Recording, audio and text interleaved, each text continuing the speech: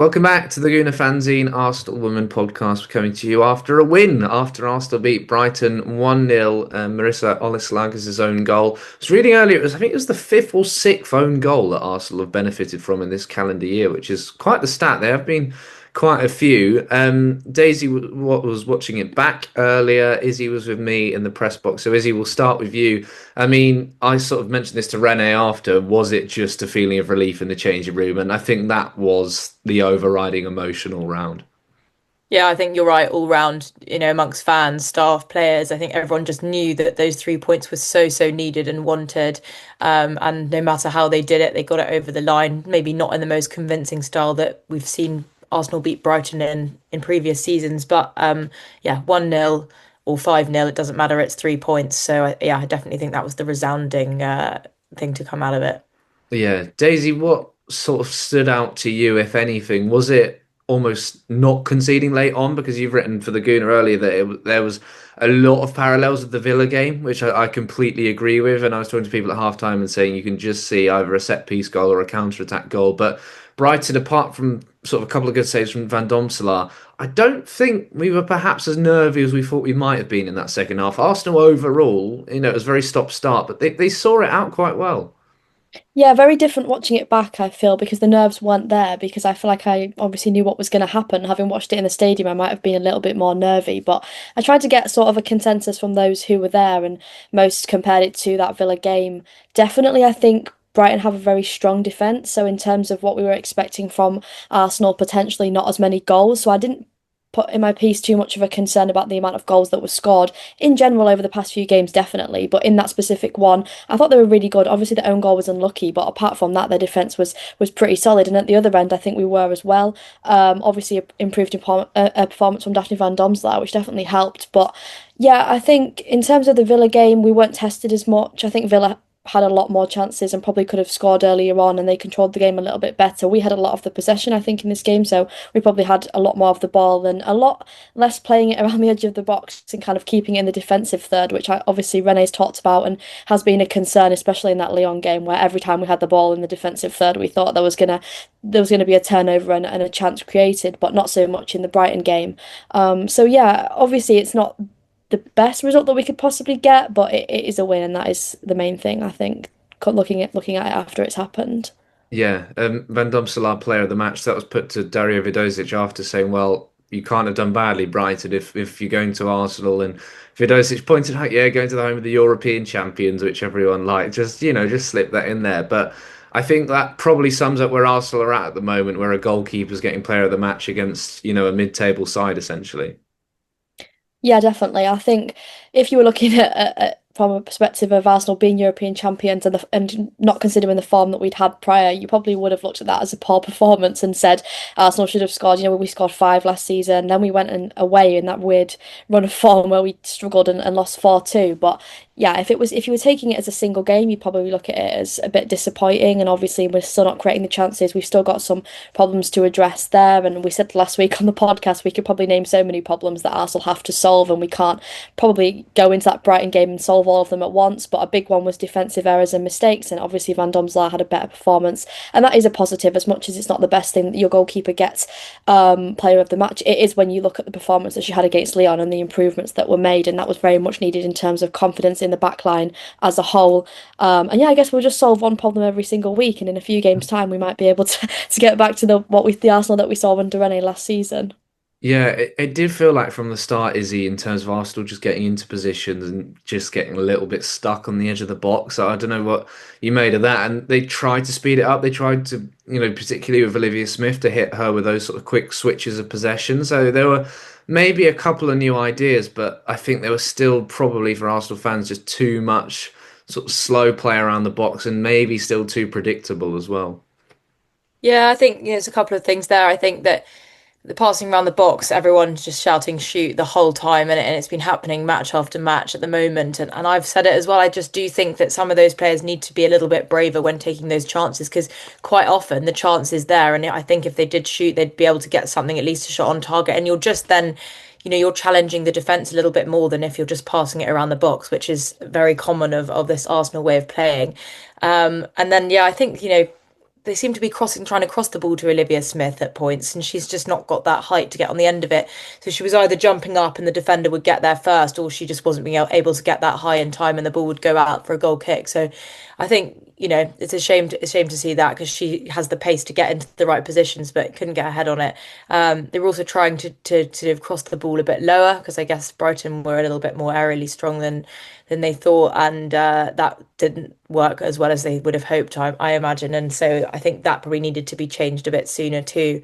Stina Blackstenius, when she came on, she had a few chances, very Stina Blackstenius chances, I thought, and obviously missed all three of them. But yeah, getting into the right positions, it was a slight step in the right direction, I thought. But again, just putting Russo into the 10, it just wasn't the game for that. It's so frustrating to see that happening again. But yeah, I mean, I think lots for them to work on, but they got the win. What do Arsenal do with these strikers? Because both of them had a good Euros. Blackstenius in particular scored in the Champions League final, scored a hat trick before the Euros, had a really good tournament.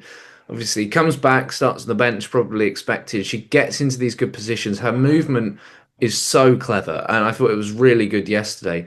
But her finishing, as Izzy says, is lacking. Russo's finishing is great, Daisy, but she doesn't get into enough good positions because she almost drops too deep. I mean, what do Arsenal do? You can't combine them.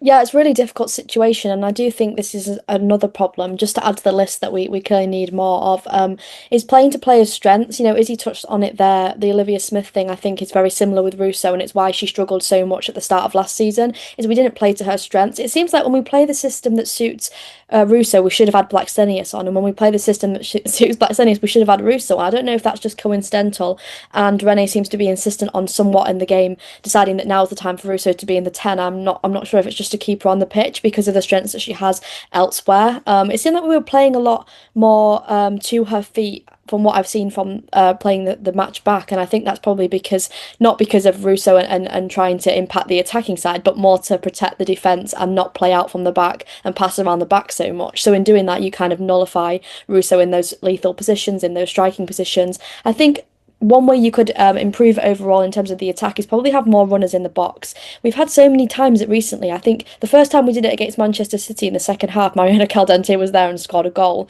When we see Caldente on the edge of the box, she takes a shot, the goalkeeper saves it, we get a corner or we get a goal from it in other situations. So it's about playing to other players' strengths as well. And I think when that happens, you'll start to see more opportunities for Russo, even Blackstenius coming off the pitch and pairing those partnerships that work really well. So bringing Mead and Blackstenius on together, we all know how that ended last time, and I think we saw another instance of that when we played Lyon, and Mead played it through to Russo and did the exact same thing. So it's about finding those connections and those ideas that work and putting the right players on at the right time, I think.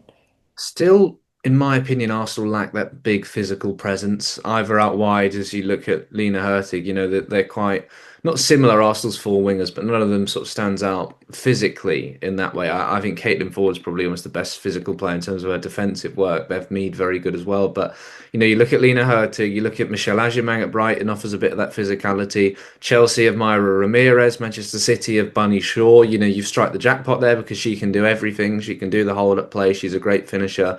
But they play to her strengths, as you say. They get crosses into her. They know she's going to be dangerous in and around the box. Her pressure's really good. And, I always look at Chelsea and think there's a spine of physical players through that team. And I think Arsenal, as good as Kim Little is, have always maybe lacked that. And, Izzy touched on those crosses to Olivia Smith. If that's Lena Hurtig at the back post, it's a different story, isn't it? So maybe there's just... Is that a profile, Izzy, that's missing potentially? And how do you add that into the mix if you were to do it in the transfer market, considering how stacked on paper Arsenal's forward line is? Yeah, and then it is definitely stacked on paper. And I think Renee Slegers almost sees Stina Blackstenius as that sort of physical presence in the front line, because she has spoken about that before, that whether Stina's scoring goals or not, she is bringing a lot in terms of physicality, which she does. She's very tall and she's strong and she's fast. So I can see where Renee Slegers is coming from there. But I think I wouldn't be surprised if Arsenal's form doesn't pick up sort of as much as they'd like it to, if it continues with these kind of unconvincing wins. I wouldn't be surprised if they look at potentially Michelle Agyemang coming back in January, or she'll definitely, I can imagine she'll probably definitely come back next season. But just having that extra presence in someone as Lena Hurtig was that you can just sort of shove on in the last 5 minutes to really change the game. We saw her do it throughout the Euros for England. That's a much higher pressure situation. So, we know that Michelle Adjumang's got those qualities. So I do wonder whether Renee might look to her if she's continuing her form at Brighton and she can step back into this Arsenal side. But I don't know if that would maybe hurt her development a bit. It's a real conundrum, and I think the Arsenal team often, like when you look at them lining up against Lyon are much taller, much more physical. It was a physical game anyway, but I think, Arsenal definitely does miss that kind of variety in terms of kind of heights of players and different qualities. Hmm. I mean, Katie McCabe hit the bar. First half would have been a lucky goal. Stephen Blackstenius hits the bar second half. I think there's the argument that probably Arsenal deserved a couple of more goals, but Van Salar was kept busy. Kiko Seika caused Katie McCabe some problems. It was a tale of two very good goalkeepers, actually, this game, Daisy. But Van Salar, it's one of those positions where, that was a call for Renee to make, but you have to back your number one, don't you? You can't really chop and change goalkeepers unless things get really bad. And in the end, if Van Domselaar has a howler, then we say Renee's made the wrong decision. But I think now you'd hope she's back on the right track. Yeah, that's one of them that goes either way. And after the Lyon game, we weren't really looking at it as a case of this was a poor performance, as in like she was a poor player or that she was having a tough season. I think we looked at it from an injury perspective, and I talked to a few different people who said, look, she hasn't been fully fit. I think we touched on it last week as well. She hasn't been fully fit since even before the Euros. Going into that Champions League final, she wasn't fully fit. We had to sacrifice what we did to win that trophy, but it could have been an issue, and I don't know if that's something that maybe will be a concern going forward if she does get injured, because you look at that and you've got two goalkeepers. It's a really interesting situation with the goalkeepers, because I can't figure out how Renee Slager sees it. Manu Zinsberger obviously staying on, even though many thought that she would leave in the summer. You bring in Borbe, and obviously she has not the best first performance, but she only gets one and then she's straight back out again. So if we'd have done the same with Van Domselaar, it would have created a real psychological issue more than it would a performance issue. And that's the last thing Renee needs in a side that seems to be lacking in confidence in certain areas. So I'm glad that she stuck with Van Domselaar, and I think she needed that as well. But my big concern now is how many games can she play? How consistent can she play at that level before you start to notice that the injuries are causing problems to the way that she performs? I mean, the Brighton game obviously was 50-50 and went the right way, but had it gone the other way, you would have been looking at that as that's a real area that Arsenal have a problem with. And if you can't trust in either of your two goalkeepers, one of which you bought in the summer, that's a huge problem in recruitment as well. So that does raise bigger concerns, and I'm interested to see what happens when we have to change the goalkeeper, maybe in a cup competition or in a game where you can rotate a little bit more and rest Van Domselaar. But then that is another predicament in itself, and it's a waiting game to see what happens. Yeah, because I sort of had the impression Borba would be Arsenal's number two, but I wonder with a goalkeeper, if Van Domselaar's not going to play and Borba's your number two, she starts, but actually Zinsberger's role in terms of being a number two on a match day, maybe that's what's, sort of gives her the nod in front of Borba, just to have her in and around the squad. I think Borba wasn't there yesterday, but, they're all fully fit, that goalkeeper group. Not loads really to touch on with this game, but Kyra Cooney-Cross in the end is one of the best players on the pitch, Izzy, and the fanfare when she came on, I think tells you everything you need to know about how. Look, I think a player's value rises the more they're on the sidelines. You can make that argument with Leah Williamson if you want, but I mean, people have been crying out for Cooney-Cross, and in that sort of 25, 26 minutes, she showed them exactly why. Yeah, I know. She's a real fan favorite, and I think people know the talent that she is, and that if she's not going to be playing, she'll probably move on in the next couple of seasons because she's going to be very in demand elsewhere. Because yeah, she's just got some unique skills. So I think that the fans have just been wanting to see more of her, and she's came on in that Lyon game, but not for very long, but did offer some good moments. So yeah, I think everyone was really pleased to see her coming off the bench for a bit of a longer spell this weekend. I definitely was, because I'm a big fan, and I think that she did offer that control in the midfield that we were struggling with. I've been saying, I said it to you, Freddie, I'd like to see Mariona in the 10 and Kim and Kyra playing together in the midfield. And maybe Renee is starting that transition now, as in bringing Kyra more into the side and getting her used to playing, as they're transitioning these players out. Leah Welty's left now. There's a bit more of a space open there. So, yeah, I don't know what Renee Segers' plan is, but I'm pleased that towards the end of this block, Kyra Cooney-Cross has had a couple more moments. And I'm sure we might see her again in the Champions League on Thursday. But yeah, she did end up being one of the better players on the pitch, and she just plays with a bit of swagger. I feel like she's got a bit of confidence, and maybe that's something that a few members of the team are lacking just due to recent performances. But she hasn't been involved in the recent performances, so she can bring something a bit different, a bit more attitude to it. So yeah, it's positive for me.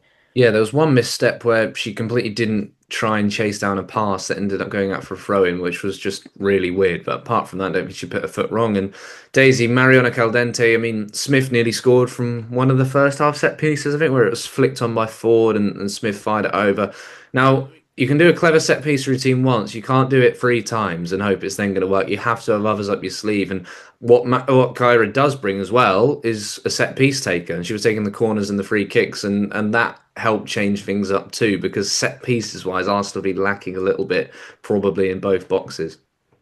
Yeah, that's the first time I think I've seen that set piece work because I've been so frustrated with the fact that Mariona has sort of played it to the near post and it's been cleared 9 times out of 10 because obviously when you do that set piece routine, as you said, even the first time, sometimes it can be quite easy to read what Arsenal want to do, but Brighton were caught out and it was a really, really good opportunity watching it back and probably should have been a goal or at least tested the goalkeeper a little bit more. I think she had one against Manchester United. I don't know if it was from a set piece, but Olivia Smith had a chance on the edge of the box. Tullis Joy saved it and it went out for a goal kick. But anyway, that was another chance where I think it's worked. Yeah, that was I from a do think, short corner. Yeah, that was yeah, worked out. Yeah. I do think Arsenal have problems at both ends from set pieces. I don't know if they were tested too much against Brighton, but we saw it obviously at Villa when we got the equaliser. I do think we mentioned the height issue, which is probably why we're trying to play those balls across the box, low driven crosses, short corners, which we all used to hate last season and probably still do in a way. But it is about trying to capitalise on what we have, and from set pieces when you get them, you don't just want to be putting the ball in the box for Brighton to clear every time. And we'd be looking at that as a problem if we knew that Brighton obviously had the advantage aerially and we were just trying balls into the box and they were clearing every time. So it is something different. I think we're playing to our advantages, but we're still not actually scoring from it. So it'd be nice to see that converted in a way that proved that it was working and it was effective. But it's still an area of concern for me, and I think one that obviously Rene will be looking at. Izzy, everyone's criticising Chelsea for not playing well and winning. City scraped past Liverpool. Chelsea won 1-0. If Arsenal are going to play badly and win, but so is everyone else, what's the big deal? Well, exactly. I mean, I guess it's just a run of bad matches and losing to City, but City played amazingly that day, and Arsenal didn't play too awfully that day either. But it just was a test between two top sides. But I think that the magnifying glass is on Arsenal because of just the amount of fans that the club's got and the amount of media attention. That if there's a bad run of form there, you're looking at Champions League winners not being able to get a win over Aston Villa in the WSL, and that's where the concern comes in. And I guess people that maybe aren't watching week in week out, of course they're going to jump on the bandwagon of kind of criticising Arsenal, as they did with Chelsea when Chelsea only beat Leicester 1-0. Everyone jumped on that bandwagon as well and said, look, they're not performing well, only 1-0 to Leicester. Well, it's still 1-0. They got the job done. And I think that's a lesson that we could learn from Chelsea is that, just getting it over the line, no matter how scrappy the performance, it doesn't have to look pretty. You just have to get the 3 points or get a point. And yeah, I think that's an attitude that Arsenal could adapt, a mentality that they could really use and it could really help them. We'll talk about the England squad in a moment. The Lionesses playing Brazil and Australia. I'm at that game. It's at Pride Park. There'll be a number of Arsenal players in action, so looking forward to that across both sides. But Daisy, you're back to Lisbon this week. I did mention it to Renee Slegers in the press conference. I basically phrased the question like, are you looking forward to going back to Lisbon? After something happened there a few months ago, and she played it calm. She didn't really want to be drawn in, but she did say it'll be nice to go back over there. I mean, if you're Arsenal, are you staying in the same hotel, doing the same pre-match walk and everything? I know it's a different stadium, but it must be lovely. And I feel like after what's been a difficult block, results aside, whatever's going to happen there, for the fans, there's going to be quite a nice way of reliving such an incredible couple of days. Yeah, definitely. There's so many reasons why I love this fixture, mainly because I'm going back to Lisbon, not only just because of what happened, but also the city in itself and being there. It was amazing. I really enjoyed it. And I had every intention of booking a holiday there if Arsenal didn't make it. So I do think from a socialising and fun aspect of travelling with the Arsenal on European away days, it's going to be fantastic, and it's going to be great to be back on Pink Street. Maybe with slightly less people, but hopefully still as just as exciting as it was then. But in terms of the football as well, I think for Arsenal to be back there, also the game, I think it's on paper potentially, no disrespect to Benfica, is an easier game than the WSL just because of the competitiveness that we've had in the WSL, and every game that you play, whether that's Brighton, Chelsea, it's always going to be a tough match. I think it presents Arsenal with an opportunity to test. I really hope this is the time that Rene sees the opportunity to integrate Kyra Cooney-Cross and potentially a few other players into that squad, because we need the rotation and we need it soon. We can't just keep waiting for an opportunity to come.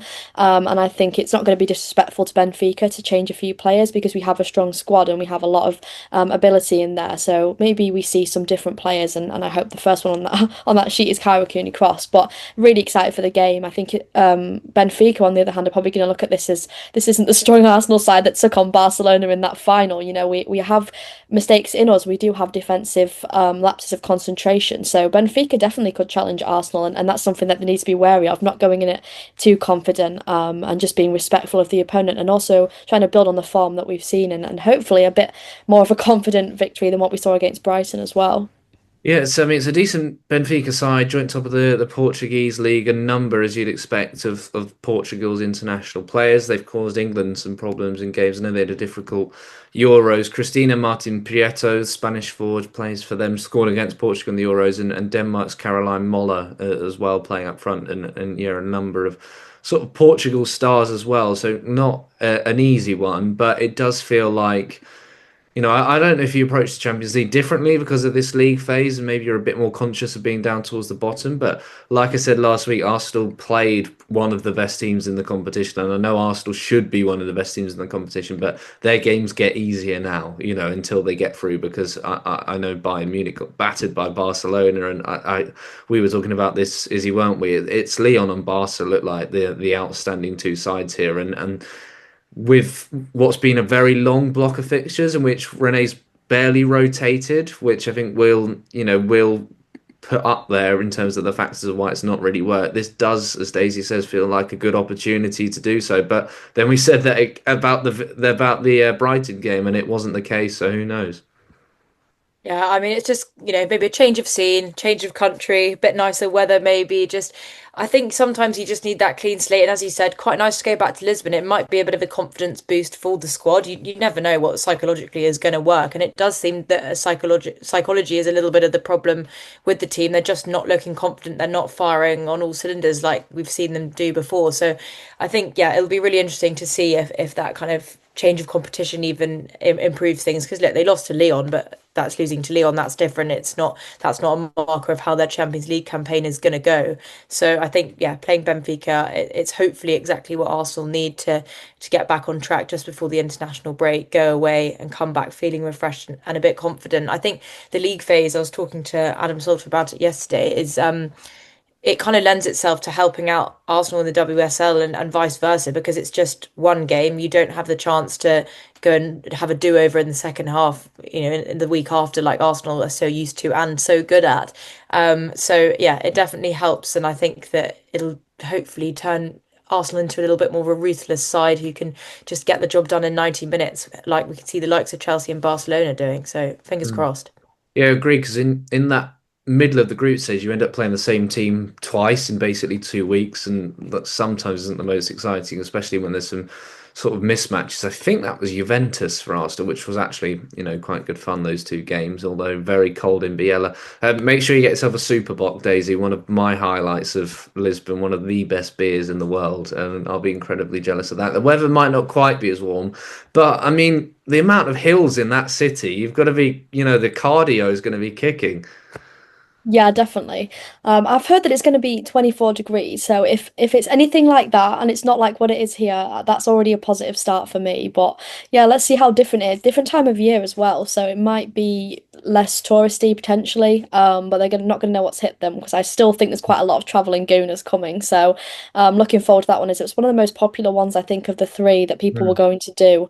But there's some other great ones in there as well if people are doing them. So really looking forward to it, and hopefully a performance to match. match. Although we did have fun in Madrid, regardless of the weather and the performance. Yeah, myself and Izzy definitely had a good night in Madrid that we felt on the day of the game. But yeah, Madrid was good fun. But apart from the weather, Munich, I think half of the fan base have been to either men's or women's as well. The amount of times Arsenal drawn against them, but I've never been, so I'm quite looking forward to that next month. And then Leuven, I've only heard good things about because the Lionesses have played a few games there. It's meant to be a lovely city that's not far from Brussels as well, so you can sort of tick off the two. Talking of internationals, then England versus Brazil and England v Australia. We'll come around more to those next week, early next week, to talk about those couple of games and react to Benfica. Izzy's got a theory on the squad. Go on, Izzy, make some headlines. Oh, I'm just thinking, and I don't know how likely it is, but I'm feeling like this could be Katie Reid's moment to shine. I think that, we've had the announcement of Millie Bright retiring today, and Leah Williamson's obviously still in recovery from her injury. So there's a couple of spots open in that defensive line, and I just wonder whether Katie Reid, after the performance in the start of the season she's had for Arsenal, is someone that could get called up. Because look, she's playing in the back line regularly for full matches for one of the top sides in the WSL, and she's proving that she can do it. She's showing her maturity. I know she's still only 19, but you had Adjumang, who was 19, getting called up for the Euros and scoring all those winners. So I don't think it's completely out of the realm of possibility. I was saying this before, even today, but now that Millie Bright's retired, I do wonder whether there's even more scope there for that. So I'll be keeping an eye out for Katie Reid's name on that team sheet tomorrow, and we'll see what happens. Daisy, it's very much if Azure can, then why not Reid? Yeah, definitely. But predicting what Serena Wiegman is going to do is always the most difficult task. I just feel like you think you can understand what she's going to do, or you think you can see this happening, and then it doesn't. But I'm really optimistic about this one. I agree with Izzy. I think it'd be really harsh not to include her, especially given the circumstances. Maybe a bit more understandable if you did have the likes of Leah Williamson and Millie Bright, obviously available with Bright retiring and Leah out injured. But you've got other players as well that definitely deserve a shout. So that maybe might be the decider. Is these other players now are going to have to be integrated into building a new England back line, and we've got the likes of Bronze as well and stuff that may be out eventually, or looking at playing less games. So lots of discussion points. And I definitely think, as you say, if it's possible for a young player to prove themselves, isn't this the most, known example? And it's happening. And she's proving herself and getting better every single game as well. So it's not just a makeshift defence anymore. She deserves to be in that starting 11 for Arsenal. Mm. We will have reaction to that squad tomorrow. It comes out at 11 in the morning. Daisy, have a brilliant time in Lisbon. Be thoroughly jealous. I didn't realise it was still quite that warm. So enjoy. Yeah, thank you very much. I'm hoping it is now. Otherwise, I probably jinxed it and it's going to rain like it did in Madrid. But we'll see. And Izzy, you're putting your Disney Plus subscription to good use. I bet you never thought you'd be watching football on there when you signed up. I know it's pretty exciting. I saw that they were doing the La Liga men's Saturday matches, I think, on there. So then I was sort of wondering whether they were going to bring any women's, and they have. So, yeah, because I was at the game last week, I haven't actually watched a game on there with sound. So I'm excited to see what they've got in store. Yeah, some decent coverage. Izzy will have the usual Guna fanzine coverage. Daisy out in Portugal, and Susie's there as well. So we'll have brilliant photos. I particularly love Susie's travel photos as well, which she doesn't give herself nearly enough credit for. She's great when she goes out and about the city in the camera. I'm sure that's one for a future print edition as well. So thank you both for joining me, and yeah, enjoy. Yeah, thank you. Yeah.